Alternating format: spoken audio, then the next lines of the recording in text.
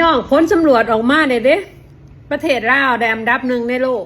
เป็นมีเฮือนมีบ้านเป็นของตัวเองบ่ได้เช่าบ้านอยู่บ่ได้เช่าบ้านอยู่บ่ได้เช่าเฮือนอยู่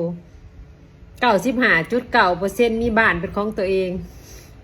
มีที่4.1เท่านั้นเช่าบ้านอยู่พี่น้องอันดับหนึ่งของโลกเขาสำรวจเรียบร้อยจงภูมิใจเถิดที่เกิดเป็นคนลาวคนลาวบ่ได้ทุกข์บ่ได้จนเด้อพี่น้องบ้านน้อยเมืองน้อยอยู่คือข่อยเว้านั่นแหละค่ำก็สินซ้ำนี่เพื่อนก็บ่ได้เช่าเขาก็บ่ได้ซื้องัวควายเต็มคอกเขาเต็มเหล้าพี่น้องบ่ธรรมดาคนลาวประเทศอื่นว่าเจริญรุ่งเรืองเช่าเฮือนอยู่เช่าอพาร์ตเมนต์อยู่เช่าคอนโดอยู่พี่น้องมันนี่บ้านเฮามันดีนิดนึงพี่น้องมันบ่ติดทะเลโอกาสสิเกิดสึนามิสึนามิมียากพี่น้องความปลอดภัยสูง